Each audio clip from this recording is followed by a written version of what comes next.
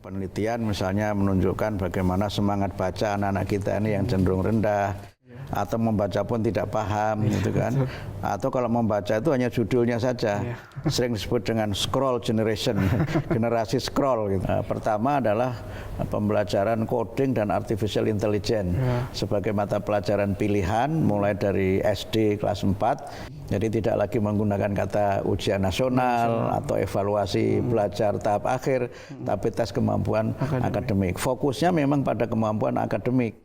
Yang nanti juga akan menjadi bagian dari sini adalah pendekatan yang kita sebut dengan deep learning itu. Sekarang kami merencanakan pada tahun ini 2025, insya Allah nanti akan ada sekitar 57.000 guru yang kita berikan bantuan untuk melanjutkan studi ke jenjang D4 atau S1 sebagaimana persyaratan dalam Undang-Undang Guru dan Dosen.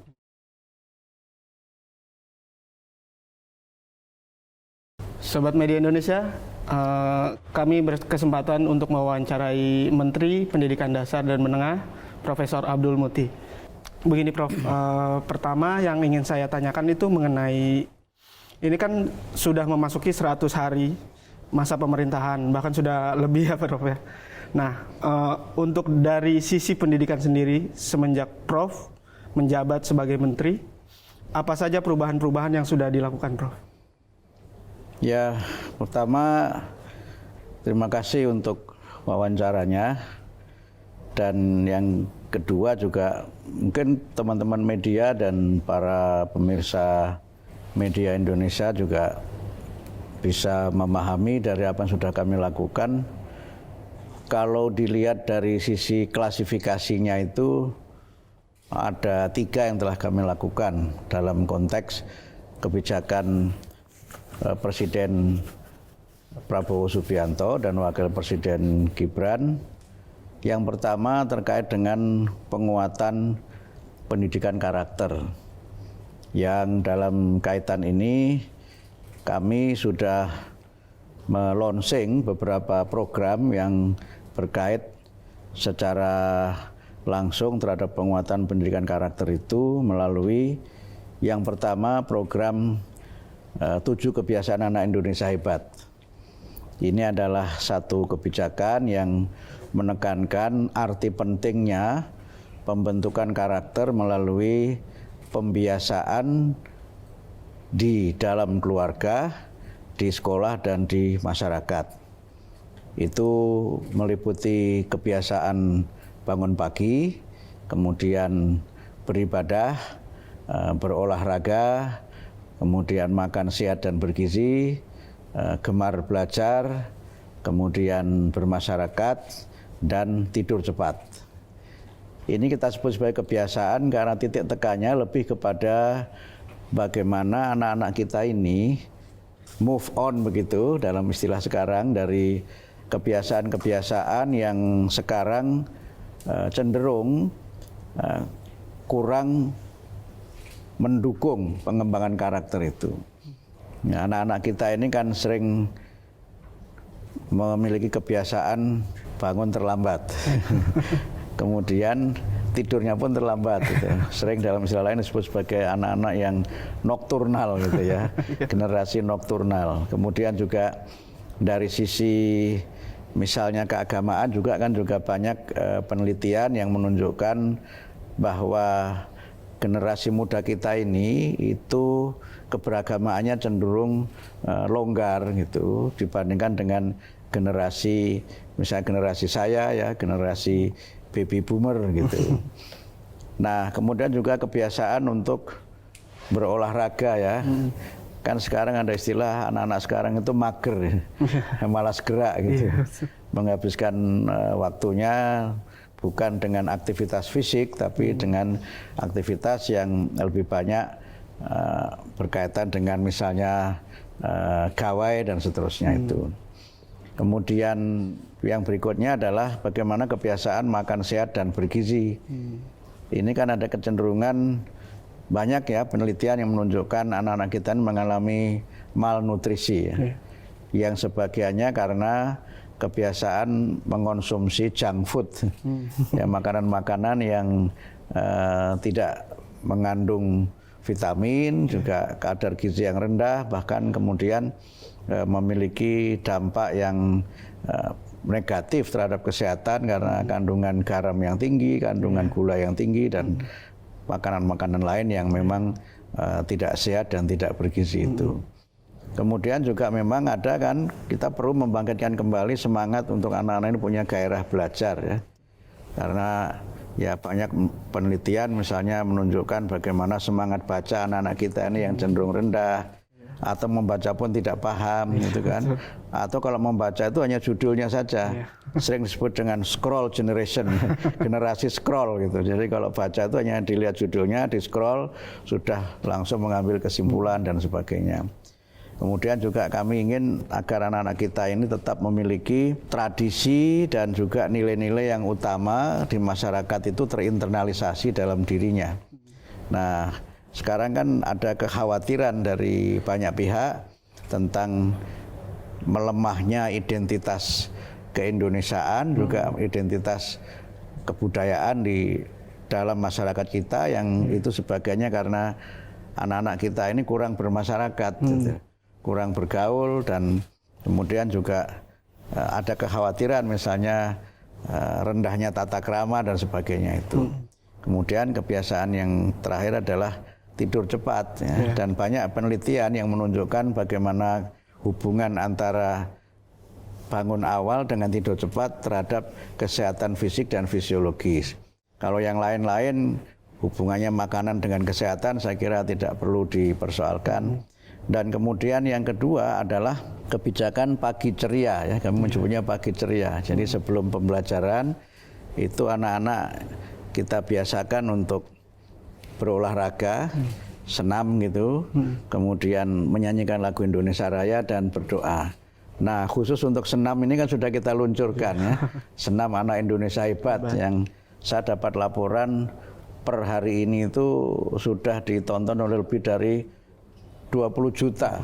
Jadi itu adalah sebuah rekor ya dalam publikasi kami, dan alhamdulillah ini sudah mulai menjadi gerakan baru di sekolah. Itu yang katanya dengan pendidikan karakter.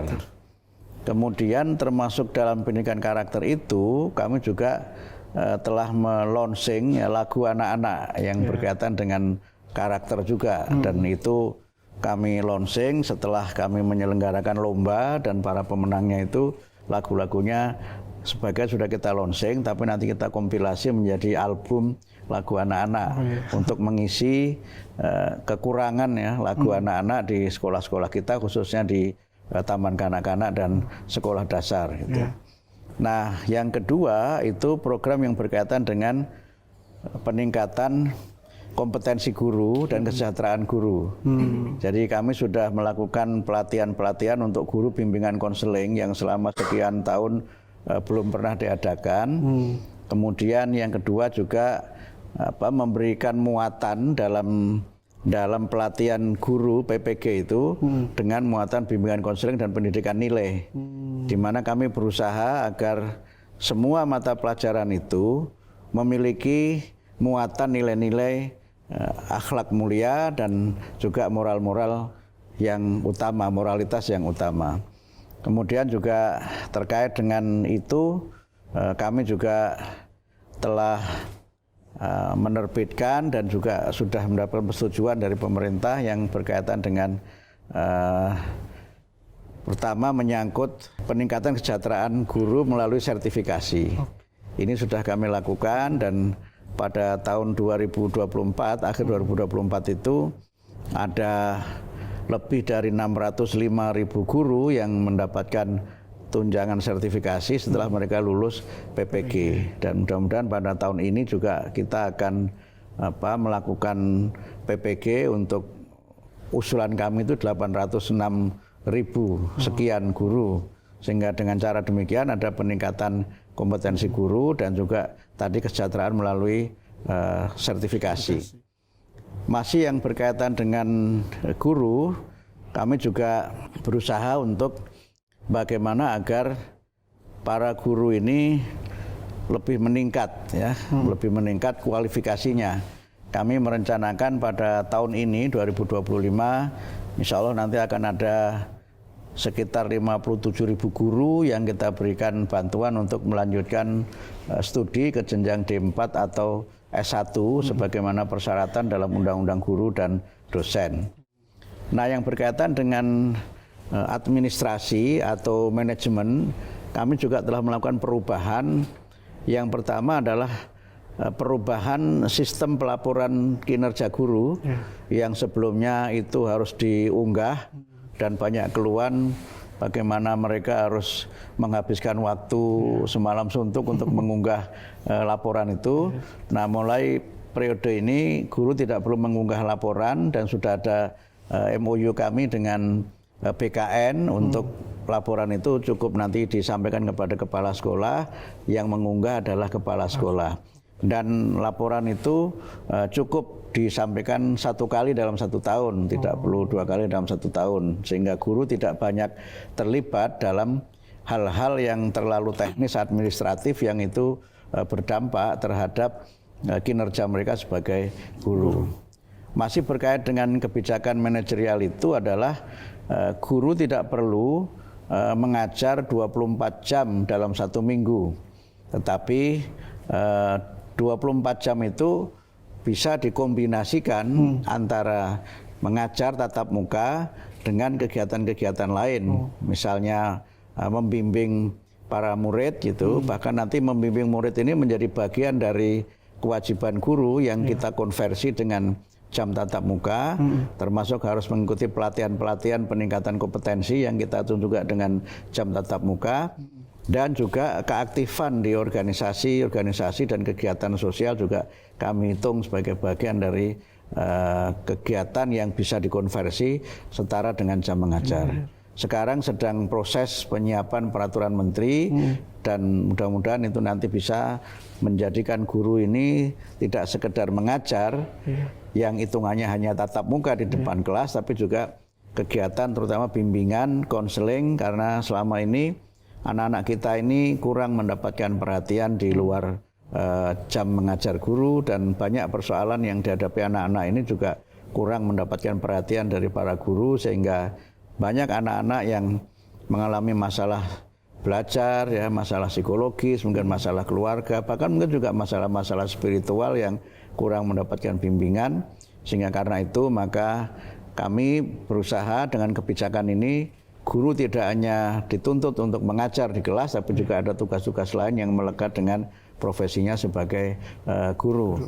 Dan termasuk yang bersifat manajerial juga, masih berkait dengan guru juga. Ini juga aspirasi dari banyak sekali masyarakat untuk guru-guru ASN itu dapat ditugaskan mengajar di sekolah-sekolah swasta. Sudah kami terbitkan peraturan menterinya dan juga sudah kami sampaikan ke berbagai pihak yang terkait. Karena memang selama ini problem kita itu adalah distribusi guru. Sebenarnya secara rasio nasional, ya, rasio nasional, perbandingan jumlah guru dan murid itu sudah ideal. Problemnya adalah bagaimana distribusi guru itu. Sehingga ada daerah-daerah tertentu, terutama di kota ya, yang gurunya itu berlebih gitu. Tapi ada banyak daerah, terutama daerah 3T yang kekurangan guru, sebagaimana banyak dilaporkan oleh berbagai media. Dan juga ada realitas juga, walaupun di kota itu juga ada guru yang numpuk di sekolah-sekolah negeri dan banyak sekolah swasta yang kekurangan guru.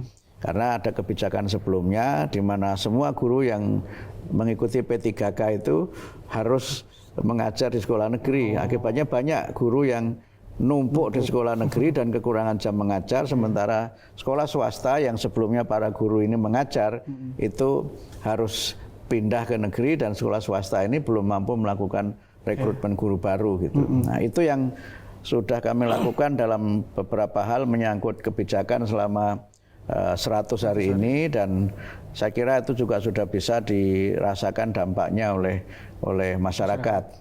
Beberapa yang sebentar lagi juga akan kami terbitkan peraturannya adalah tentang sistem penerimaan murid baru yang dalam beberapa komponen itu berbeda dengan sebelumnya. Dan juga nanti kami juga setelah ini nanti mulai kita terbitkan dan mulai ada sosialisasi, kami juga nanti akan melakukan perubahan terhadap sistem evaluasi belajar yang mungkin teman-teman media juga sudah mengikuti karena sudah ada yang menyampaikan ke publik ya. Nanti kita akan pakai sistem evaluasi dengan nama tes kemampuan akademik. Jadi tidak lagi menggunakan kata ujian nasional atau evaluasi belajar tahap akhir, tapi tes kemampuan akademik. Fokusnya memang pada kemampuan akademik. Penilaian yang lainnya itu nanti oleh satuan pendidikan, ya kan? Dan itu nanti yang dites adalah semua mata pelajaran, termasuk kepribadiannya, termasuk karakternya itu oleh sekolah, bukan oleh negara. Nah ini yang sedang kami lakukan. Prosesnya sudah selesai, tinggal nanti ya menunggu penetapan oleh kami di kementerian, dan beberapa kebijakan baru yang secara konsep juga sudah selesai, tinggal pelaksanaan. Pertama adalah pembelajaran coding dan artificial intelligence sebagai mata pelajaran pilihan mulai dari SD kelas 4, kemudian pembelajaran yang nanti juga akan menjadi bagian dari sini adalah pendekatan yang kita sebut dengan deep learning itu. Sekarang juga penyusunan naskah akademiknya sudah selesai, tinggal nunggu finalisasi dari tim, kemudian kita lanjutkan. Setelah itu nanti pelatihan gurunya, mungkin kita nanti menyelenggarakan pelatihan pelatih gitu, atau sering disebut dengan training of trainers, dan nanti kami usahakan supaya pada tahun pelajaran baru 2025-2026 itu sudah dapat diberlakukan, tapi tentu tidak untuk semua satuan pendidikan. Nanti kita lihat sekolah-sekolah yang memang siap untuk memberlakukan itu, dan juga ketersediaan dana tentu saja, karena kita ini kan baru saja dapat kabar ada pengurangan dana yang sangat signifikan ya, yang membuat kami harus melakukan penyesuaian dan efisiensi di berbagai program yang sebelumnya sudah kami rencanakan untuk tahun 2025 gitu. Kalau melihat dari 100 hari ini ya Prof ya, salah satu hal yang saya lihat itu adanya perhatian Prof terhadap anak usia dini ya Prof ya. Betul. Ya. Termasuk deep learning, terus coding dan AI, pembelajaran dan segala macamnya. Nah, menurut Prof ini sebelumnya apakah perhatian terhadap anak usia dini ini masih kurang atau gimana, Prof? Memang ada banyak sekali masukan ya dari masyarakat bahwa penguatan pendidikan anak usia dini itu memang perlu terus kita lakukan. Selain memang juga ada amanat dari RPJMN ya, Rancangan Pembangunan Jangka Menengah, tentang wajib belajar 13 tahun. Dan wajib belajar 13 tahun itu dimulai dari prasekolah, khususnya taman kanak-kanak gitu. Dan karena itu maka kami berusaha untuk bagaimana agar pendidikan anak usia dini ini kita bisa perbaiki. Pertama dari sisi ketersediaan lembaga-lembaga pendidikannya, karena sekarang belum semua desa itu memiliki taman kanak-kanak. Dan oleh karena itu kami sudah berkomunikasi dengan Menteri Desa untuk bagaimana ada kerjasama antara Kementerian Desa dengan Kementerian Pendidikan Dasar Menengah, khususnya untuk penyediaan pendidikan anak usia dini dengan mendirikan TK yang ada di desa-desa. Tapi mendirikan ini memang tidak semuanya. Artinya desa yang sudah ada, baik itu negeri maupun swasta, itu nanti kita tinggal berikan afirmasinya. Bisa dalam bentuk misalnya penyediaan gurunya, karena mungkin memang banyak juga ada TK-nya nggak ada gurunya gitu. Atau bisa juga ada gurunya tapi kemampuannya itu di bawah standar. Karena dari tadi guru-guru yang belum D4 atau S1 yang sekarang jumlahnya lebih dari 249.000 itu mayoritasnya justru guru TK. Padahal kalau kita baca penelitian dan pengalaman banyak negara maju ya, pendidikan prasekolah ini memiliki manfaat besar yang berkaitan dengan bagaimana mereka memiliki kesiapan untuk memasuki jenjang pendidikan di tingkat dasar, kemudian juga learning sustainability, kemampuan dia untuk bisa punya semangat belajar, terutama belajar sepanjang hayat yang tinggi, dan juga memiliki rasa percaya diri untuk mereka ini bisa terus menjadi pembelajar yang memang siap untuk melaksanakan kegiatan-kegiatan yang ada di jenjang pendidikan di atasnya. Dan kami dan saya kira semua teori mengatakan bahwa pendidikan dasar itu kan memang sebagaimana namanya, dasar itu kan memang menjadi fondasi bagi pendidikan di atasnya. Kalau dasarnya kuat, maka di atasnya juga akan baik. Gitu.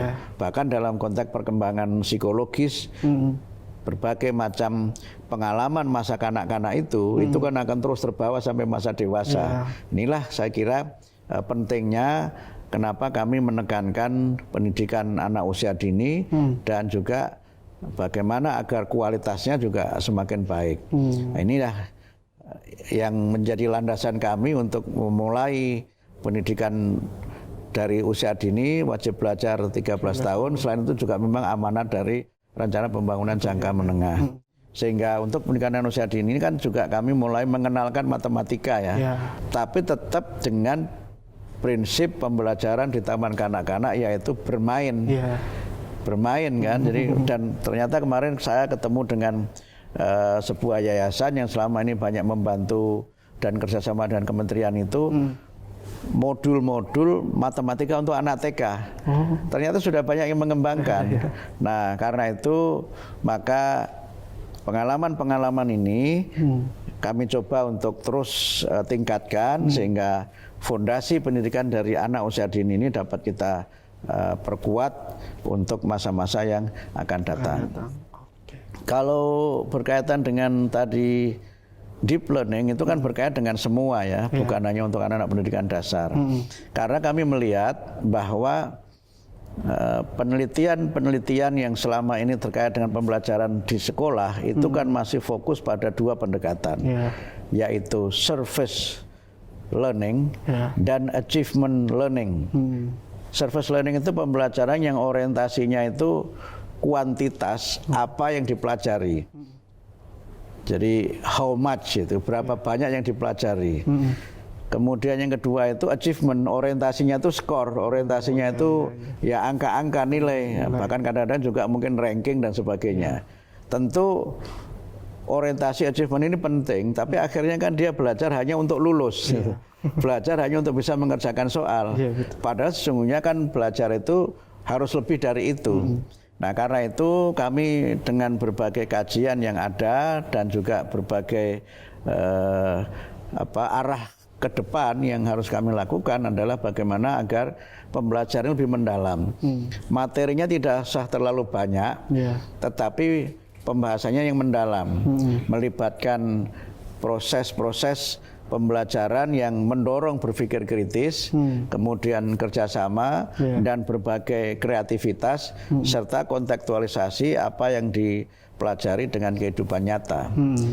Memang ini nanti akan ada perubahan dari sisi muatan materi pelajaran. Pelajarannya tidak kami kurangi karena itu memang merupakan standar yang kalau nanti dikurangi akan ada banyak guru yang kekurangan mata pelajaran mesti bermasalah kan. Karena itu yang kita kurangi adalah muatannya.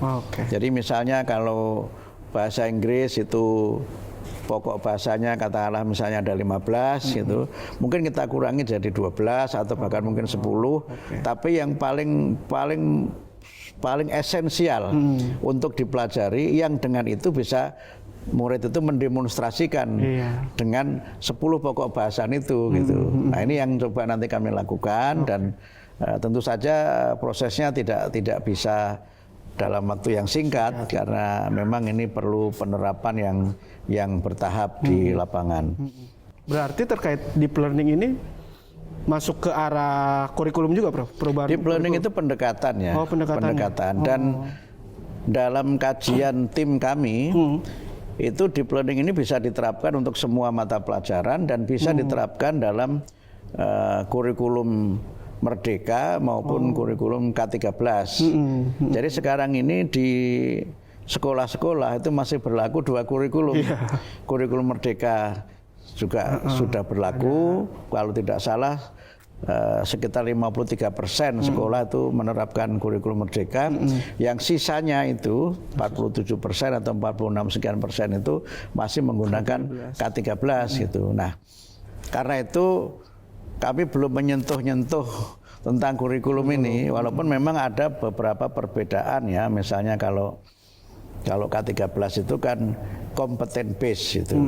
Karena itu kompetensinya kan disebut ini K berapa gitu kan. Betul. Nah, kemudian kalau kurikulum merdeka ini kan outcome base gitu. Bahkan ini juga di perguruan tinggi juga diterapkan begitu. Jadi apa sih yang akan diperoleh kalau seseorang mempelajari suatu pokok bahasa. Nah, ini kan memang pendekatan saja menurut saya yang memang dalam beberapa hal itu baik K13 maupun kurikulum merdeka itu kan lebih banyak berkaitan dengan administrasi dan organisasi mata pelajaran dan sistem pembelajarannya di sekolah. Tapi yang namanya materi pembelajaran, apapun kurikulumnya kan menurut saya sama. Ya, saya sering sekali mencontohkan, misalnya kalau mencari kecepatan ya dalam fisika itu kan V sama dengan S per T. Kecepatan itu adalah jarak dibagi waktu. Apapun kurikulumnya ya tetap seperti itu kan, tidak mungkin dirubah gitu kan. Misalnya ya hukum Newton 1 ya apapun kurikulumnya tetap saja aksi sama dengan reaksi kan, kira-kira begitu. Tidak kemudian begitu kurikulumnya berubah terus teorinya berubah kan, tidak. Nah, karena itu masyarakat sebenarnya tidak perlu terlalu khawatir gitu. Tidak perlu khawatir kalau misalnya ada kritikan sekarang, ganti menteri, ganti kebijakan, ganti menteri, ganti kurikulum misalnya. Itu tidak usah dipertentangkan begitu. Gitu. Karena sekali lagi kalau namanya teori itu, ya apapun kurikulumnya dia tidak akan berubah. Yang berbeda adalah bagaimana cara mengajarkan teori itu sehingga kemudian murid ini bisa lebih paham, belajar dengan gembira dan bisa menemukan makna dari apa yang dia pelajari itu. Gitu. Berarti caranya ya, Prof ya? Betul. Nah, itu karena itu kita menyebut deep learning itu approach, pendekatan. Pendekatan. Nah, karena pendekatan maka ya memang nanti itu sekali karena mendalam, maka supaya bisa mendalam ya tidak perlu banyak-banyak. Tapi yang sedikit ini nanti memiliki interkoneksi, memiliki integrasi, dan juga mungkin memiliki nilai-nilai kebaruan dari sisi penerapannya dan dari sisi bagaimana guru memotivasi murid.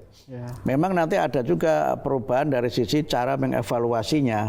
Gitu. Kalau dalam deep learning itu kan evaluasinya menggunakan namanya SOLO ya, self observed learning outcome.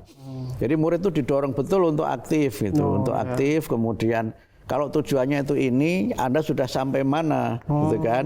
Kemudian ketika dia diberi tugas misalnya, maka mana bagian yang guru mungkin nanti menunjukkan, oh ini belum benar, maka mana yang kemudian belum benar itu guru mungkin hanya menunjukkan dan kemudian murid diberi kesempatan untuk memperbaikinya dengan misalnya memberikan referensi dan sebagainya.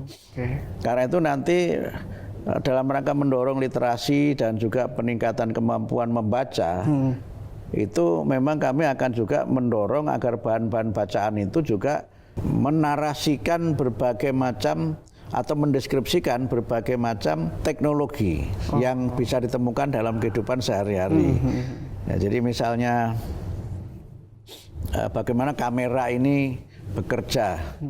Orang mungkin mengerti kamera kan, tapi bagaimana kamera itu bekerja. Nah, itu kan kalau kita dulu belajar fisika itu kan nanti ada lensa ya, ada lensa cembung, lensa cekung, kemudian cahaya, ini kekuatan cahayanya berapa. Tapi itu kan tidak bisa dipahami oleh anak-anak terutama kalau misalnya harus menjelaskan teori-teori fisika yang rumit itu, ya kan? Nah, tetapi kalau dijelaskan dalam bentuk narasi, deskripsi visual, dibuat buku-buku bergambar, oh cara kerjanya begini, ini begini, cahaya dipantulkan ke sini gitu. Kenapa kemudian kalau di kamera itu objeknya harus terbalik, misalnya. Itu bagaimana? Itu kan sebenarnya dulu belajar fisikanya itu. Tapi kan kalau sejak dini hal ini tidak ditanamkan, maka anak-anak kurang memiliki minat untuk mempelajari bahkan kemudian untuk mencintai teknologi. Nah, tapi nanti nilai dan pendidikan karakternya juga ditanamkan di situ. Sehingga kami berusaha untuk bahan-bahan bacaan itu bisa diperbaharui supaya mendorong STEM itu. Dan mungkin nanti penugasan-penugasan ketika anak-anak mungkin di hari libur gitu, itu bukan mengerjakan soal, tapi mungkin membaca buku. Nah, atau misalnya membaca koran. Nah, membaca koran kemudian diminta untuk menuliskan apa yang dia baca, kemudian dibawa ke sekolah. Jadi ini saya jadi ekosistem kan yang harus kita kembangkan bersama-sama gitu. Jangan kemudian penugasannya hanya mengerjakan soal. Kalau hanya itu mereka nggak banyak membaca. Tapi kalau didorong untuk membaca berbagai macam bacaan dan kemudian memang ketersediaan bacaan itu juga bisa semakin banyak, semakin baik, maka mudah-mudahanlah kita bisa membangun reading society ya, masyarakat yang gemar membaca dan juga masyarakat yang memiliki nalar kritis untuk mereka bisa lebih maju lagi. Selanjutnya Prof, saya juga melihat terkait dengan persoalan guru, Prof juga sudah banyak mengeluarkan kebijakan-kebijakan yang membantu ya Prof. Tapi betul. Kan banyak guru-guru di daerah yang masih merasa kurang tetap gitu ya Prof ya. Nah, kalau misalnya Prof sendiri melihat kondisi sekarang tuh gimana Prof? Ya tadi kami sampaikan bahwa problem terkait dengan guru itu kan memang mungkin kalau kita buat klasifikasinya ada 4 ya. Yang pertama itu kualifikasi guru tadi itu. Kualifikasi guru yang memang banyak guru yang belum D4 atau S1. Kenapa ini banyak seperti itu? Karena mohon maaf ya, sebagian masyarakat jadi guru itu sebagai pilihan profesi terakhir. Ngelamar sana sini mau jadi wartawan nggak bisa gitu kan, udah jadi guru aja gitu kan. Mungkin awalnya dia jadi TU dulu atau bahkan mungkin misalnya mohon maaf ya jadi apa namanya OB dulu gitu karena ada jam kurang terus kemudian dia ngajar gitu. Misalnya begitu. Sehingga banyak yang kemudian jadi guru tetapi kompetensinya belum sesuai dengan apa yang dituntut oleh undang-undang. Yang kedua, memang juga guru kita ini kemampuannya masih perlu ditingkatkan. Kan pernah dulu ada UKG ya, uji kompetensi guru. Kalau nggak salah masa Pak Nuh itu kan memang rendah juga kompetensi guru kita ini, ya kan? Sehingga perlu ada peningkatan kompetensi. Dan ketika kami coba ke lapangan, itu banyak sekali guru yang sejak dia menjadi guru itu tidak pernah mengikuti pelatihan-pelatihan peningkatan kompetensi, gitu. Nah ini problem kan. Nah kemudian yang ketiga adalah problem menyangkut tadi distribusi guru, terutama guru-guru di daerah 3T itu. Karena itu kalau sempat viral di beberapa saat yang lalu di salah satu kabupaten di Sumatera yang nggak ada gurunya, itu memang menurut saya tidak hanya masalah di situ. Karena itu kami mencoba memberikan solusi untuk persoalan-persoalan ini. Jadi soal bagaimana agar di daerah-daerah 3T itu ada gurunya, solusinya menurut saya ya bisa mengangkat apa yang saya sebut dengan relawan pendidikan. Dia bisa dari masyarakat setempat, backgroundnya tidak harus guru, tapi mungkin nanti kita berikan pelatihan singkat, crash program untuk bagaimana mereka punya kemampuan untuk menerapkan atau memberikan pembelajaran yang sesuai dengan teori-teori pedagogi dan seterusnya itu. Nah ini solusinya gitu. Memang sempat ada solusi ya, misalnya guru-guru itu diberikan rumah dinas supaya mau tinggal di situ dan sebagainya. Tapi banyak observasi kami, banyak juga rumah dinas yang tidak ditempati. Ya karena guru itu harus tinggal jauh dari keluarganya. Kemudian juga memang ya ada masalah keempat ini, kesejahteraannya yang memang masih rendah.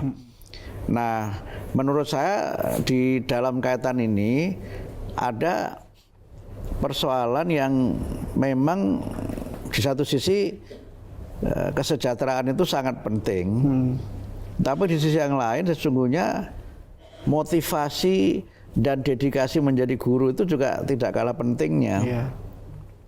Ya mohon maaf misalnya kan idealnya kalau guru-guru mendapatkan tunjangan sertifikasi itu kan semangat mengajarnya lebih tinggi, gitu kan. Nah, tetapi kenyataannya tidak selalu begitu. Ya banyak guru yang punya dedikasi yang tinggi itu kita apresiasi, tapi banyak juga guru yang ya memang hanya orientasinya gaji gitu. Nah kalau orientasinya itu hanya gaji, berapapun gaji itu dinaikkan, dia tetap saja tidak akan termotivasi. Malah mungkin ada yang mengkritik, begitu gajinya tinggi yang meningkat itu kepemilikan yang sifatnya materi yang tidak berkaitan dengan peningkatan kompetensinya sebagai guru. Tentu kesejahteraan itu penting, sangat penting, dan karena itu memang ya perlu ada upaya peningkatan kesejahteraan itu. Tetapi kalau hanya itu saja, menurut saya itu akan menjadi masyarakat disebut dengan complaint society. Masyarakat yang kerjaannya itu komplain aja gitu. Nah ini yang menurut saya harus kita lihat sebagai salah satu persoalan. Masalahnya ada pada konteks budaya sebenarnya, ada problem budaya di situ. Nah yang kedua itu problem yang memang menurut saya perlu kita bangun adalah tadi membangun budaya dan mentalitas guru dengan bagaimana mereka ini menjadi pendidik yang cinta ilmu dan cinta murid. Kalau guru sudah tidak cinta ilmu, ya sudah merasa cukup dengan apa yang dia miliki, gitu kan? Sehingga dari dulu ya cara mengajar begitu saja, gitu kan? Sehingga membosankan, gitu. Nah, tapi juga kalau tidak cinta murid, nanti bawaannya marah-marah melulu.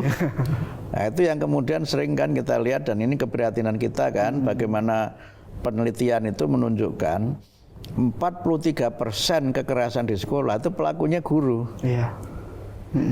Nah ini yang saya kira harus menjadi bagian dari agenda-agenda untuk ke depan. Memang guru itu betul-betul jadi guru, digugu dan ditiru gitu. Guru itu betul-betul menjadi mentor, tidak sekedar fasilitator, sehingga dia bisa menjadi teladan, menginspirasi muridnya. Kalau motivasinya tadi cinta ilmu dan cinta murid. Nah, kalau cinta duit, nah, lain soal itu. Lain soal.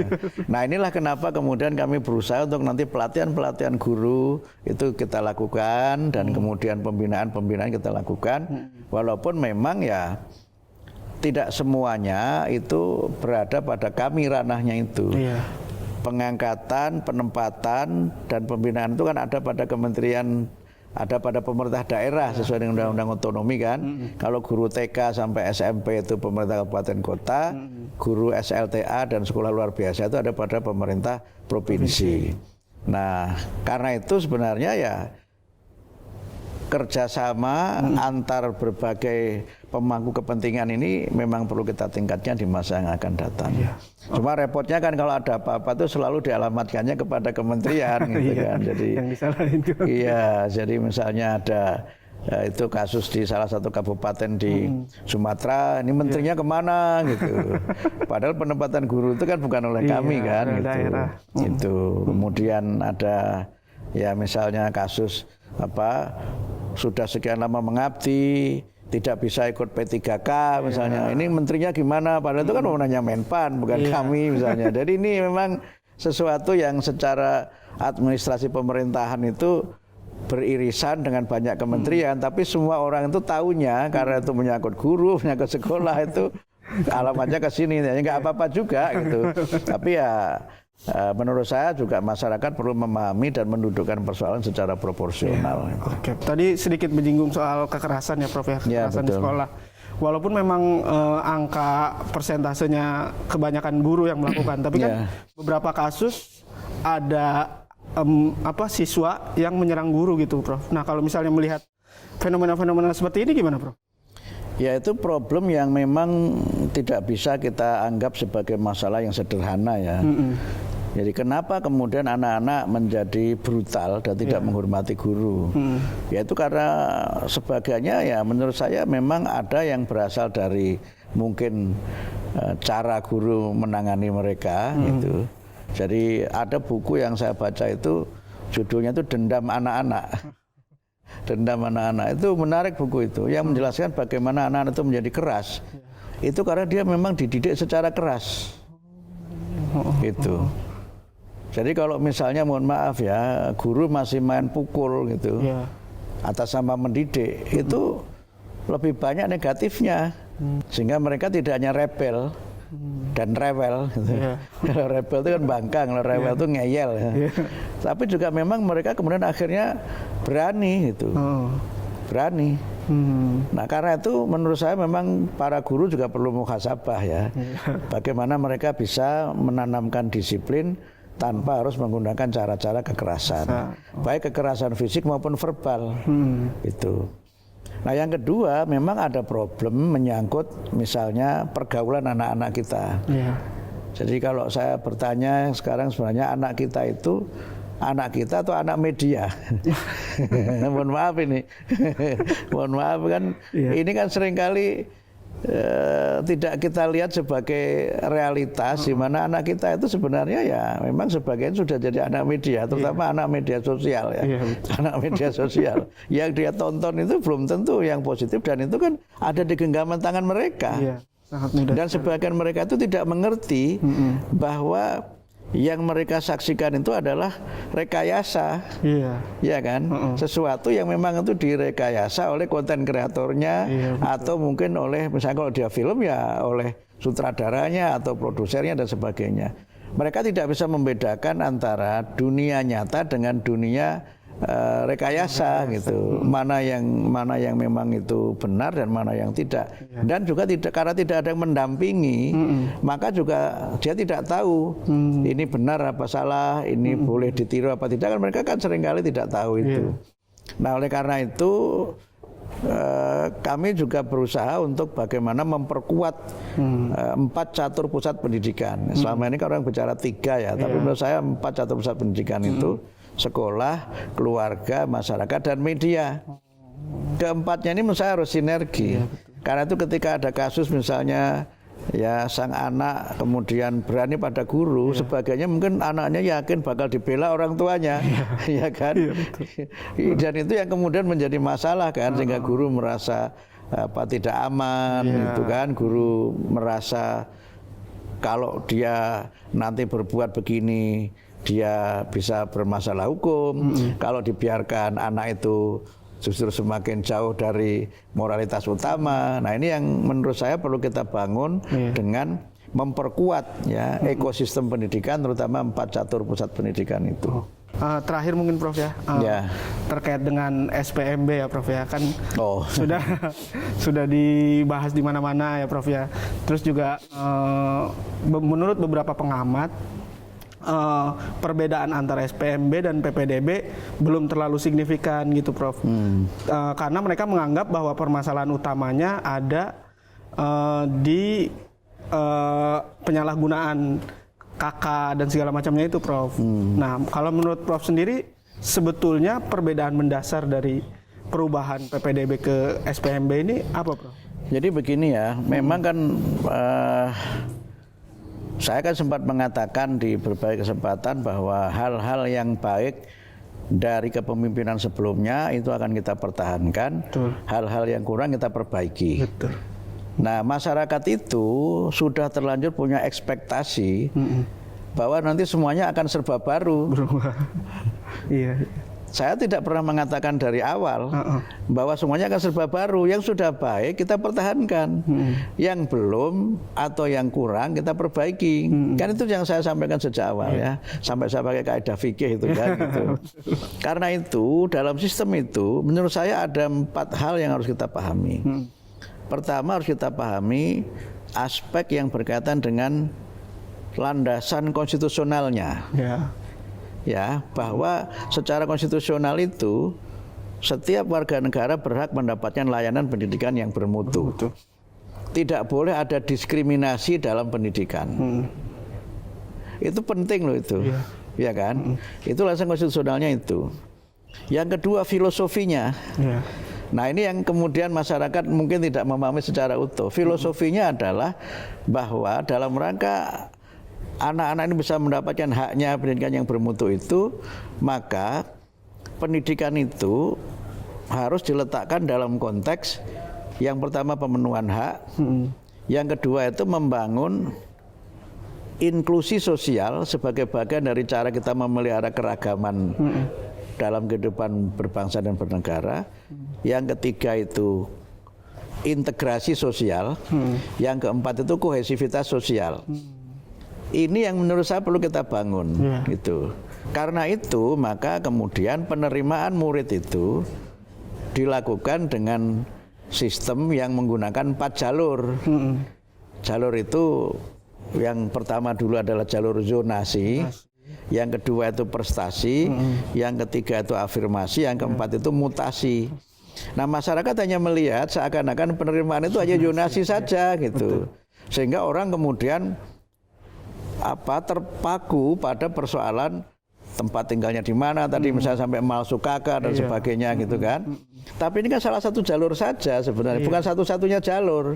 Ada jalur yang kedua itu prestasi, gitu. Di mana orang bisa saja tidak tinggal di zona itu, tapi kalau dia punya prestasi, mungkin saja dia bisa masuk di situ, gitu kan. Nah, yang ketiga itu ada afirmasi. Afirmasi itu artinya apa? Ada pemihakan kita untuk bagaimana masyarakat dalam kelompok tertentu bisa diterima. Kemudian mutasi. Nah, sekarang supaya tidak rancu istilah zonasi itu, kami ganti aslinya sebenarnya kan domisili. Aslinya domisili. Jadi misalnya siswa A itu tinggal di mana, dia domisilinya di mana. Nah, di dalam aturan yang baru sekarang itu kita memang melihat kedekatan tempat tinggal murid dengan sekolah. Walaupun dia mungkin nanti melintas desa, melintas kecamatan, melintas kabupaten, bahkan mungkin nanti melintas provinsi, gitu. Melintas provinsi. Nah, karena itu tidak dilihat administrasinya. Jadi administrasi kita lihat, tetapi yang pokok itu adalah tempat tinggalnya. Supaya apa? Kalau dia belajar, terutama untuk tingkat dasar ya, kalau dia belajar dekat dengan rumahnya, itu kan dia hemat biaya, lebih aman. Kemudian punya teman sekampung, ya kan, punya teman sekampung. Di banyak negara maju, sekolah dasar itu kan selalu community base, yang memang dia itu berbasis komunitas. Dia tinggal di tempat-tempat yang berdekatan dengan sekolah di mana dia itu tinggal. Itu kan, supaya apa tadi? Supaya mereka ini punya kawan lah gitu, teman. Kalau sejak kecil sudah sekolah jauh-jauh, dia punya teman sekelas tapi tidak punya teman sekampung. Ya kan, sehingga ada problem terhadap kohesivitas sosial kita. Kemudian yang kedua itu jalur prestasi. Jalur prestasi itu yang dulu itu hanya ada 2, akademik dan non akademik. Yang akademik itu rapot. Walaupun kadang-kadang rapot juga bikin repot ya, karena ada kritik rapotnya itu tidak menggambarkan kemampuan sesungguhnya gitu. Harusnya itu dia diberi nilai 6 supaya anaknya diterima, kemudian gurunya sodakoh nilai ya. Saya tidak bicara mark up ya, tapi sodakoh nilai misalnya jadi 8. Akhirnya kan rapot ini tidak dipercaya. Ya kan, ada lagi jalur non akademik itu kan selama ini hanya ada 2, hanya olahraga dan seni. Nah, nanti kita tambah ini Mas, kita tambah olahraga, seni dan kepemimpinan. Jadi ada yang baru, bukan sama sekali sama, ada yang baru di situ. Kepemimpinan itu masuk di situ, pengalaman di OSIS, pengalaman di organisasi itu masuk di situ. Nah, kemudian afirmasi, ini persentasenya untuk afirmasi itu kan untuk 2 kelompok yang utama, untuk masyarakat yang ekonomi tidak mampu dan berkebutuhan khusus. Itu jalur afirmasi. Nah, makanya kita dorong supaya ada inklusi sosial. Itu. Jadi mereka yang mampu dengan tidak mampu itu belajar di sekolah yang sama. Mereka yang normal dengan berkebutuhan khusus juga belajar di sekolah yang sama, sehingga ada inklusi sosial, ada integrasi dan ada kohesivitas sosial. Kalau orang punya teman dengan teman-teman sekampung itu kan rasa dan ikatan kekeluargaannya itu makin kuat. Nah, karena itu untuk SD itu tetap sama dengan yang sebelumnya, tidak ada perubahan. Tapi SMP itu ada perubahan menyangkut prosentase masing-masing jalur ini. Prosentasenya berbeda dengan yang sebelumnya. Perbedaan prosentase ini punya pengaruh terhadap penerimaan nanti. Jadi jangan dikira kalau kemudian masih ada jalur ini terus dianggap sama. Enggak, jalurnya sama, tetapi kalau persentasenya berbeda, ya berbeda dong gitu. Ya kan? Nah, kemudian untuk SMA itu kita pakainya istilahnya rayon. Jadi untuk SMA itu nanti penentuannya itu berdasarkan provinsi. Jadi dia bisa melintas kabupaten, bahkan mungkin di daerah-daerah perbatasan itu bisa nanti misalnya tinggalnya Bekasi tapi mepet Jakarta. Jakarta sono dikit gitu ya. Sebenarnya begitu kan gitu. Atau misalnya tempat saya misalnya Tangerang Selatan ya. Itu misalnya daerah saya itu kan mepet dengan Jakarta Selatan. Dia lebih dekat ke daerah-daerah Jakarta Selatan. Misalnya Lebak Bulus itu sudah Jakarta Selatan. Nah, sementara dia rumahnya Cirende. Nah, Cirende ke Lebak Bulus lebih dekat daripada Cirende ke Ciputat misalnya. Nah, padahal ini kan lintas kota, lintas provinsi, tapi lebih dekat ke situ. Nah, ini yang nanti coba kita dorong supaya mekanisme-mekanisme ini semakin dipahami masyarakat. Gitu. Nah, kalau jalur mutasi itu kan untuk anak-anak yang mengikuti mutasi tugas orang tua atau anak guru. Jadi misalnya gini, Mas ngajar di sekolah A, maka anaknya itu boleh sekolah di mana Mas ngajar, itu jalur mutasi namanya. Nah, itu nggak dipahami masyarakat secara utuh. Taunya hanya zonasi itu, gitu loh. Nah, yang dibesar-besarkan itu masuk KTP apa dan sebagainya. Tapi satu hal yang ingin saya katakan begini, secara undang-undang itu orang berhak untuk pindah tempat tinggal. Kalau melarang orang pindah tempat tinggal itu melanggar undang-undang. Mutasi itu boleh gitu. Mutasi itu boleh. Nah, cuma problemnya kadang-kadang mutasinya ini hanya untuk kepentingan sekolah itu. Makanya sekarang ada beberapa yang sudah membuat aturan. Misalnya melihat hubungan keluarga sang murid dengan yang kakak baru di mana dia tinggal itu apa? Nah, kemudian berapa lama dia tinggal di situ. Jadi nanti ada di sekolah-sekolah itu verifikasi dan validasi tentang eligibilitas atau keabsahan dari posisi domisili dia itu. Nah, gitu. Nah, memang ini masih menjadi persoalan karena apa? Karena mutu pendidikan kita ini memang masih belum merata. Ya, karena itu masih ada sekolah elit dan sekolah alit. Nah, kemudian pembedaan antara negeri dengan swasta. Masyarakat punya asumsi negeri lebih murah daripada swasta. Padahal tidak selalu begitu juga gitu. Karena itu maka kami buat kebijakan supaya ini juga lebih berkeadilan, maka nanti akan ada proses transparansi di mana kami akan menerbitkan data berapa daya tampung masing-masing sekolah, khususnya sekolah negeri itu. Jadi kalau dia daya tampungnya katakanlah misalnya 8 rombel, dia nggak boleh menerima 9 rombel. Kalau nanti daya tampungnya 8, dia menerima 9, maka yang ke-9 ini tidak masuk dapodik. Nah, kalau nggak masuk dapodik, maka dia tidak dapat BOS dan sebagainya. Nanti akan kita coba terapkan itu secara nasional. Beberapa daerah sudah ada yang sukses menerapkan itu dan bisa. Misalnya di Denpasar, Bali, itu begitu dia, strict begitu. Dan nggak bisa diintervensi, karena problemnya kenapa 8 jadi 9 itu seringkali ada intervensi dalam tanda petik orang kuat. Mohon maaf ya, nggak perlu disebut ya, nggak perlu disebut. Karena sebagiannya wartawan juga orang kuat itu. Nah, tapi tidak wartawan Anda ya. Nah, kemudian yang kedua itu bagaimana agar swasta juga bisa hidup, ya kan? Karena selama ini kan ada kritik PPDB ini membunuh swasta, gitu. Karena negeri itu menerimanya memang berlebihan. Yang akibatnya apa? Turun kualitasnya. Karena itu dengan semangat ini bukan berarti yang di atas turun, tapi yang di bawah dinaikkan. Caranya gimana? Kalau sekolah-sekolah itu tidak menerima melebihi daya tampung, maka kan sarana prasarana yang ada bisa digunakan dengan baik. Bahwa muridnya itu mungkin akan sangat heterogen dari sisi tingkat kecerdasannya, itu tantangan guru di dalam mengajar. Bagaimana dia bisa mengelola kelas dengan sebaik-baiknya, gitu kan. Nah, kemudian yang berikutnya dialihkan ke swasta dan kemudian diharapkan pemerintah daerah itu dapat memberikan bantuan kepada sekolah-sekolah swasta. Dan ternyata tadi saya ketemu dengan Menteri Dalam Negeri itu sudah ada peraturan Mendagri tahun 2023 yang menyebutkan bahwa pemerintah daerah itu diharuskan mengalokasikan sebagian dari APBD-nya untuk membantu pendidikan termasuk pendidikan swasta. Nah, karena itu ketika kami dalam rancangan itu menyebutkan supaya pemerintah daerah membantu swasta, itu tidak kemudian kami merekayasa, itu ada dasarnya. Sudah ada dasarnya di dalam kementerian, di dalam peraturan Menteri Dalam Negeri itu. Ya, tinggal kemudian bagaimana penerapannya.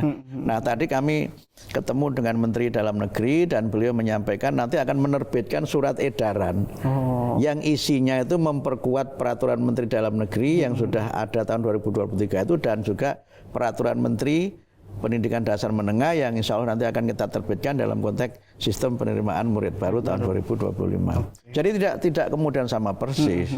Itu namanya juga improvisasi. Kalau namanya improvisasi itu ya memang ada yang lama kan. Iya, betul. Namanya improvisasi itu tidak kemudian harus semuanya baru gitu. Harus semuanya baru, tapi memang yang baik kita pertahankan. Nah, yang mungkin kurang kita perbaiki. Oke. Baik, Prof. Kira-kira begitu. Ya, baik, saya rasa wawancara kami dengan Prof. Abdul Muti sudah cukup. Sampai jumpa di lain kesempatan.